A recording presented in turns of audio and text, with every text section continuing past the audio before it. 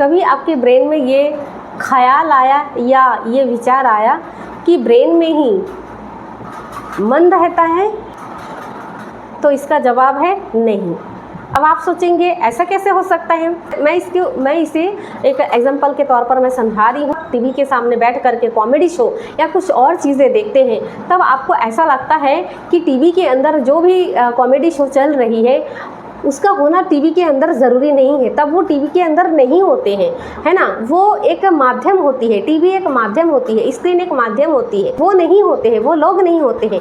वैसे ही हमारे ब्रेन के अंदर मन नहीं होता है, हमारे ब्रेन के अंदर न्यूरॉन्स होती है, बहुत छोटी छोटी न्यूरॉन्स होती है। हमारे ब्रेन की न्यूरॉन जो है वो केमिकल रिलीज करके आपस में कन्वर्सेशन का काम करती है। आप जो सोचते हो, चाहे आप कुछ भी सोचते हो, वही केमिकल रिलीज होगा। हमारी माइंड कुछ भी थॉट, कुछ भी कोई भी विचार अपने पास नहीं रखता है। जैसे ही आप दुखी होते हो या खुश होते हो या कोई भी विचार आप सोचते हो, तो वो सीधा ब्रेन की न्यूरॉन्स केमिकल्स के जरिए वो सूचनाओं को बॉडी के पास भेज देते हैं। फिर हमारे शरीर उसे आइडेंटिफाई करके उस विचार से होने वाली जो रिएक्शन है हमारे शरीर बस वो रिस्पॉन्ड करती है।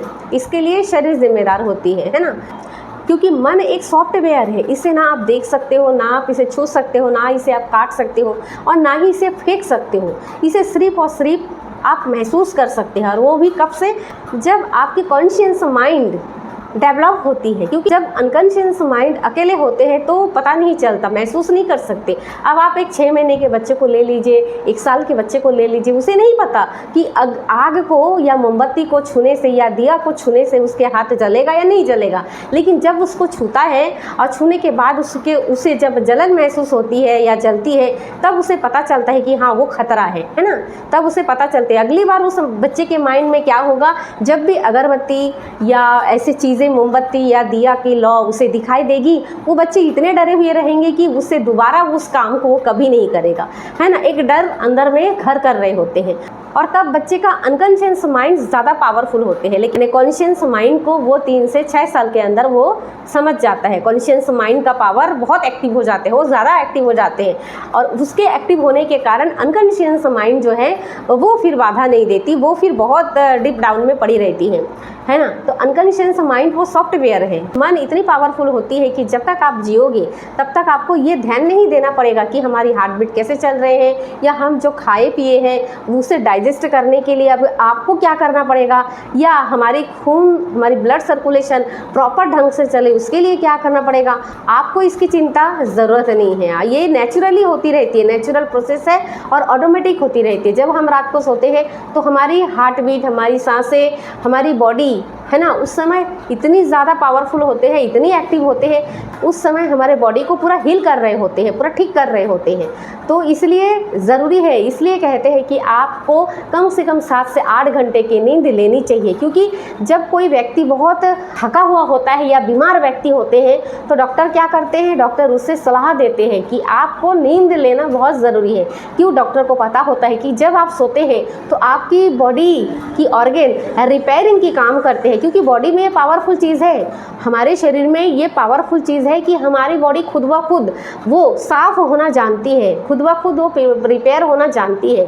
हमारे पास वो कैपेसिटी हमारे शरीर के पास है खुद को हील करना। बशर्ते आप उसको कोई भी प्रॉब्लम ना दो, कोई भी ऐसी चीज़ें उसको मत दो कि वो डिस्टर्ब हो जाए। जब वो डिस्टर्ब होती है तो फिर हीलिंग करने का प्रोसेस वहीं पर रुक जाता है। जैसे कोई बीमारी होती है तो आपको रात में नींद नहीं आएगी, है ना, और नींद नहीं आएगी तो फिर बॉडी कैसे खुद को रिपेयर करेंगी? भाई उसको समय चाहिए। क्योंकि जब दिन होते हैं तो दिन में तो आप का कॉन्शियस माइंड ही इतना एक्टिव होते हैं कि अनकॉन्शियस माइंड कुछ भी नहीं कर सकते, वो धीरे धीरे काम करता है क्योंकि वो डीप डाउन में पड़ी होती है।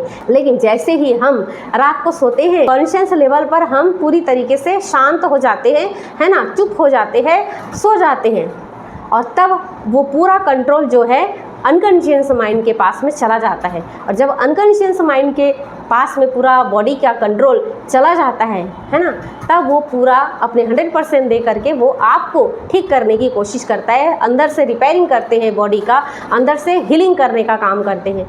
दोस्तों मैं अपना एक एक्सपीरियंस बताऊंगी। अभी 2 महीने पहले मार्च में एक मेरी जब मेरी तबीयत ख़राब हुई थी, है ना, क्योंकि मैं हमेशा बुक पढ़ती हूँ, फिर NLP का ट्रेनिंग ली हूँ, तो मन में पहले एक बिलीफ अलग था जो कि बहुत नेगेटिव बिलीफ था। जब NLP नहीं सीखा था तब बहुत नेगेटिव विचार, बहुत बिलीफ सिस्टम भी अलग था।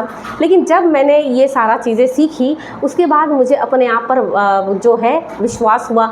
मैं अपने बॉडी के ऊपर, अपने शरीर को ज़्यादा विश्वास करने लगा। मुझे डॉक्टर से ज़्यादा मुझे खुद पर ज़्यादा भरोसा है। मुझे डॉक्टर की दवाइयों से या उसकी चिकित्सा से या सुई से या टैबलेट कैप्सूल से मुझे खुद पर भरोसा है। और मैं 100% खुद को बहुत मानती हूँ, बहुत वैल्यू देती हूँ, क्योंकि मुझे पता है कि मुझे अगर कोई ठीक कर सकता है तो वो है मेरा अपना खुद की शरीर, मेरा अनकॉन्शियस माइंड। क्योंकि हाल ही में कुछ घटनाएं मेरे साथ हुई है। बस पैर जो है मेरा फ्रैक्चर हो गया था, तो पैरों में पट्टी बांध दिए थे। और मैं खुद को ध्यान रखने के लिए, यूँ कहे कि मैं खुद को परखने के लिए मैं ये भी देख रही थी कि जब मैं टैबलेट ही नहीं ली तो खुद से सवाल भी आता है कि नहीं चलो मैं टैबलेट नहीं लूँगी या दर्द का गोली नहीं लूँगी। देखती हूँ डॉक्टर मेरे सामने तो बैंडेज किया है, नॉर्मल बैंडेज किया है ना। लेकिन जब 15-20 दिन हुआ तो धीरे धीरे मेरे पैर की दर्द कम होने लगा। और फिर 20 दिन बाद, 25 दिन बाद तो मैंने खुद ही अपने हाथों से कैंची से काट करके प्लास्टर को उखाड़ के मैंने फेंक दिया और मेरे पैर धीरे धीरे ठीक हो गया। आज मैं पूरा तंदुरुस्त हूँ, पूरा ठीक हूँ, योगा करती हूँ, कोई प्रॉब्लम नहीं है।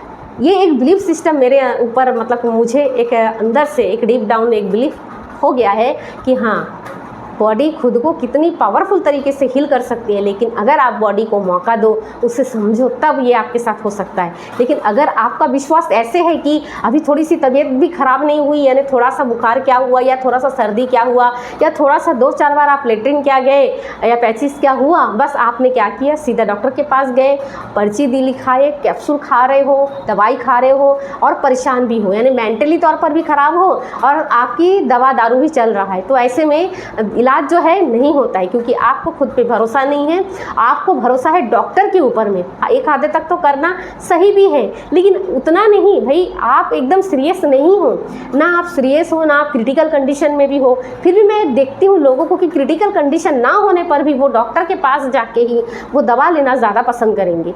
तो ऐसे लोग ज़्यादा, मतलब कि खुद पे भरोसा ना होने के कारण उनको बीमारियाँ और ज़्यादा होती हैं। क्योंकि मेडिसिन का एक अपना साइड इफ़ेक्ट होता ही है ना। सबसे बड़ी साइड इफ़ेक्ट तो वो होता है कि वो दवाई जो है वो देने के लिए, हमारी बीमारी को ठीक करने के लिए जो दवाइयाँ देते हैं वो हमारे बैक्टीरिया, जो गुड बैक्टीरिया होती हैं उस पर ज़्यादा असर पड़ती है और गुड बैक्टीरिया को मार देते हैं। बैड बैक्टीरिया जो होते हैं वो ज़्यादा पावरफुल हो जाते हैं। फर्स्ट एक्सपीरियंस था। दूसरा एक्सपीरियंस ये है कि अभी 2 महीने पहले मेरी जब ब्लीडिंग हो रही थी, तो अगर कोई दूसरा व्यक्ति होता, मुझे पता है कि लोगों के मन में कैसा होता है, वो कितना विश्वास करते हैं डॉक्टर को। ब्लीडिंग होता तो शायद ही कोई बहुत बड़े डॉक्टर के पास जाते और वो हॉस्पिटलाइज भी होते और उतना ट्रीटमेंट होते, उसको शायद लाखों पैसे लग जाते, लाखों का ट्रीटमेंट बिठा देते। लेकिन पता है मेरे साथ क्या हुआ, मैंने खुद पे भरोसा किया और मैंने थोड़ा सा पेशेंस रखा। पेशेंस मतलब इतनी तबीयत ख़राब थी, यानी 2 दिन में 48 बार पैचिस होना, बॉडी में से पानी पूरा कम हो गया था। मैंने अपना बस उतना ध्यान रखा कि मेरे बॉडी से जितनी पानी जा रहा था पैचिस के दौरान, मैं बहुत पानी ले रही थी ताकि पानी की कमी ना हो शरीर में। नींबू पानी ले रही थी, दाल धो के उसका पानी ले रही थी। पैचिस हुआ था और 2 दिन में 38 बार मेरा मोशन हुआ। मैं बस ऐसा लगता था कि बस वही सब कुछ छोड़कर बस वॉशरूम में ही मैं ज़्यादा समय जो है अधिकतर मेरा वॉशरूम में ही समय गुजरा, क्योंकि 10 मिनट 15 मिनट बार बार मुझे मोशन हो रही थी। ये एक है। और उसके साथ साथ ब्लीडिंग हो रही थी। ब्लीडिंग इतनी हद तक हो रही थी कि बाल्टी में भर के जैसे ब्लड जा रहा था, इतनी खतरनाक ब्लड जा रहा था, खुद को संभाल नहीं पा रही थी, इतना ब्लड जा रहा था। 10-10 15-15 मिनट बाद मतलब कि चेंज करना पड़ रहा था। फिर भी वो ठीक नहीं हो रही थी। अगर कोई दूसरा होता तो वो डर जाते, लेकिन मैं खुद को सिर्फ पॉजिटिव एफर्मेशन दे रही थी कि मेरे बॉडी को पता है कि इसका सलूशन क्या है, ये कैसे ठीक हो सकता है। और 2 महीने लगातार मेरे साथ यही हुआ। और 2 महीने में मैं डॉक्टर के पास नहीं गई। एक दिन मैं जब बेहोश हो गई, क्योंकि इतना ब्लीडिंग हुआ, मेरे अंदर से पूरा जो ब्लड है वो इतना निकल गया कि ब्लड की कमी हो गई और मैं थोड़ा बहुत ऐसे ही बेहोश हो गई थी 2-4 मिनट के लिए। तो बच्चा जो है ले गया मुझे हॉस्पिटल, और जब हॉस्पिटल ले गए तो डॉक्टर ने कहा बहुत ब्लड चला गया, अगर ब्लड 2 दिन में रिकवर नहीं हुआ तो ब्लड बाहर से लेना पड़ेगा, है ना। और 5 तो इंजेक्शन लिखा, इसके साथ ही बहुत सारी दवाइयाँ लिखी। आप यकीन करेंगे, मैं वो 5 इंजेक्शन मैं ली नहीं हूँ। कुछ आयरन की गोली दिए थे, बस मैंने उसको ली, क्योंकि आयरन की कमी हर किसी को हो जाता है। विटामिन B12 का कुछ गोली दिए थे, मैंने उसको ली, और बस उसके बाद और कुछ नहीं ली। सीधा मैं घर में आ गई, बच्चे को बोली कि ठीक है तुम लोग ले गए हो, मैं ना इंजेक्शन लूँगी ना, मुझे हॉस्पिटल में भर्ती भी नहीं रहना है, कुछ नहीं रहना, मुझे बस छोड़ दो, मुझे अपनी हिसाब से मेरी बॉडी खुद ठीक कर लेगा। और मैं एक यकीन बना ली, खुद को एक यकीन बना ली। और आप यकीन नहीं करेंगे कि मैं सिर्फ अपने ऊपर एक ही काम किया कि मैंने अपने बच्चों से कहा कि तुम तुरंत जाओ 2 किलो अनार लेके आओ। तो डेली 1 महीने तक मैं डेली रोज़ सुबह उठती थी, ब्रश किया, है ना, और ब्रश करने के बाद 1 अनार बैठ के खाती थी डेली। और ऐसे सिलसिला 2 महीने लगा। आपको मैं क्या बताऊँ, फिर से मेरे बॉडी में ताकत आ गई। जो पावर जो कमज़ोर थी, जो मुझे कमज़ोरी लग रही थी, वो फिर से मेरे अंदर वो तंदुरुस्ती आ गई, एनर्जी फिर से आ गई, और मैं ठीक हो गई पूरी तरीके से। अभी मैं ठीक हूँ। अभी 3 महीने की ही बात हुई है। एक बिलीव जो है ना और मजबूत हो गई है कि देखो मेरा शरीर ही मुझे ठीक किया है।